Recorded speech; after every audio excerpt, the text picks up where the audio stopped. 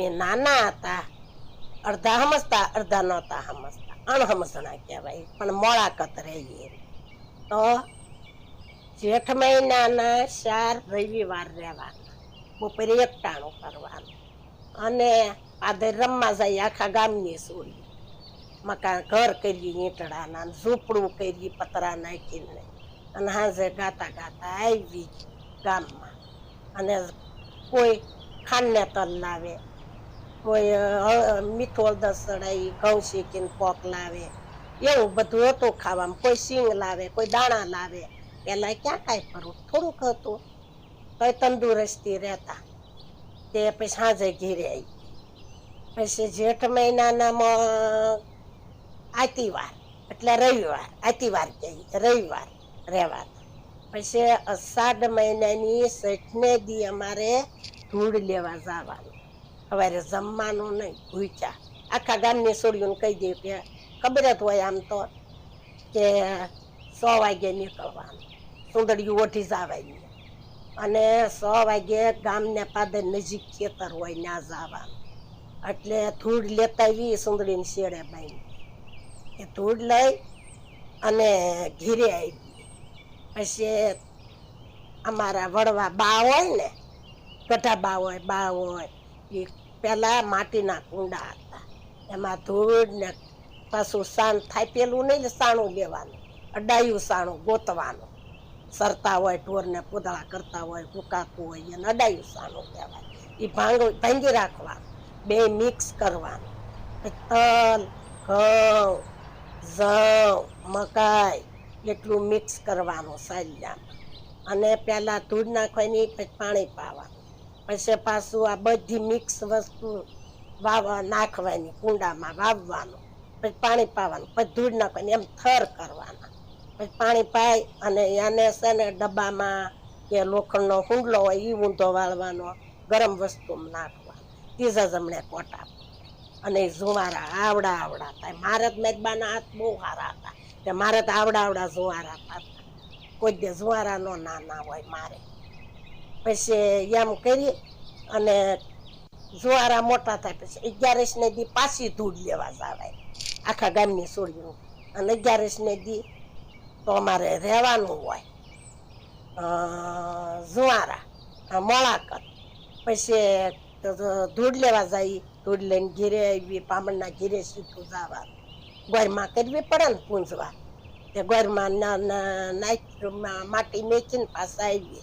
કોઈ સુંદડી લાવે, કોઈ આયઠું કરવા કોડી લાવે, કોઈ માળા લાવે, કોઈ બંગડિયું લાવે, કોઈ સળોઠી લાવે શણગારવા ગોરને, એમને ગોરાણી કરી દે ગોરમાં. પછી એમ ઘીરે આવીએ. પછી ઘીરે રૂના નાગલા કરીએ, સુંદડી કરીએ, થાળી કંકાવટી હોય કંકુની, અને બીજો પૂંજાપનો હોય એટલું જ હોય. અને મારી પાસે ઘઉં હોય, સિંગ હોય, આખા ખોખા દાણા નહીં, અને એ પાસે એમ પૂંજવા જાય. પૂંજીને પાછા ઘીરે આવી. પછી મેં 1 ટાણા કરીએ મોડું ખાવાનું.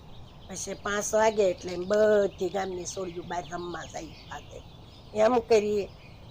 11ને દી સ્થાપના કરીએ, તે 4થે જમણે અમારે હાજે પૂંજવા જવાનું, જાગરણ હોય પૂનમનું, કે હાજે પૂંજવા જવાનું. હાજે પૂજીને આવી એટલે 13 દીવા કરી, 13 ઉંબરા પૂંજી, 13 ગાયોના સાંડલા કરી. અને અમારા બા છે ને એ ધાણીના લાડવા કરે, મગ કોરા વઘારે, તલહાકળી કરે, એ આખી રાત ખાવાનું પાછું. પલ્લે ટીંગાડી દે, સુંદડીઓની 4 ખિસ્સા હોય, અને આખી રાત જાગરણ કરીએ ને ખાઈએ, પાણી પીએ ને સવાર પાડીએ જાગરણ. પછી પાછું મોટા પછી એનું ઉજવણું કરીએ 5 વર્ષે. પછી વરત ચાલુ થાય. વરત એને તો પૂંજાપો તૈયાર આવે, એને કઈ વાવવાનું ન હોય. રોજ મહાદેવની પૂજા કરવા જવાનું, રોજ એટલે રોજ 5 જમણ. પછી એનું બીજનું આવે ને ત્રીજનું આવે જાગરણ, એનું જાગરણ કરવાનું. પછી અમારે છે ને પહેલું વરત ઈ લેવાનું બધાને સોળીઓના ગામમાં. અત્યારે ક્યાં કોઈ વરત છે? અત્યારે થોડાક વરત છે. અત્યારે વાર તહેવારની કોઈ બેનું ને દીકરીઓને કાંઈ ખબર નહીં. એ તો ગામડામાં હતા બધા તહેવાર. પછી અમારે પહેલું વરત તો ઈ લેવાનું, ખીહરે લેવાનું, અને નિમની 11 પૂરું થાય 100 મહિના. તો નિહણી કરવાની કંકુની, પછી હાથો કરવાનો, પછી કંકાવટી લઈને ઊભું રહેવાનું, ચોખા બોખા ને 13 બહેનોને સાંડલા કરવા રોજ સવારમાં. અને પછી અમારે શિરામણ કહીએ એમ, પછી અમારે ખાવાનું રોજ એટલે રોજ. 13 હાથો કરીએ, નિહણી કરીએ, હાથો કરીએ, ઉપર જવા નિહણી જોઈશે ને સડવા. આ બાળપણનું વ્રત કહેવાય. અને 13 બહેનોને સાંડલા કરીએ, રોજે રોજનું નિયમ. બહાર ગામ જઈએ તો હારે કંકુ લઈ જવા, કંકાવટી, અને ન્યા નિહણી કરીએ અને હાથો કરીને 13 ને સાંડલા કરીએ. આ પહેલું વ્રત કુંવારી કહ્યું ને આ વ્રત કરવાનું. અને ગોરમાનું માધ્યમ શું હતું મોળાકતનું, કે આપણને સાસુ હારા મળે. પેલું કીધીએ તો ગાવાનું અમારે, ઘરમાં ઘરમાં રે સાસુ દેજો સવા, ઘરમાં ઘરમાં રે સાસુ દેજો ભૂખાળવા, ઘરમાં ઘરમાં રે સાસરા દેજો સવાગ્યા, ઘરમાં ઘરમાં રે. આવા પેલું જ આ ગાવાનું અમારે.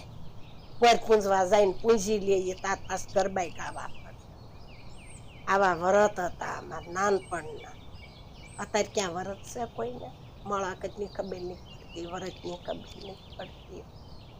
હવે ઝડપી જમાનો આવ્યો અને ભણેલું ગણેલું આવ્યું.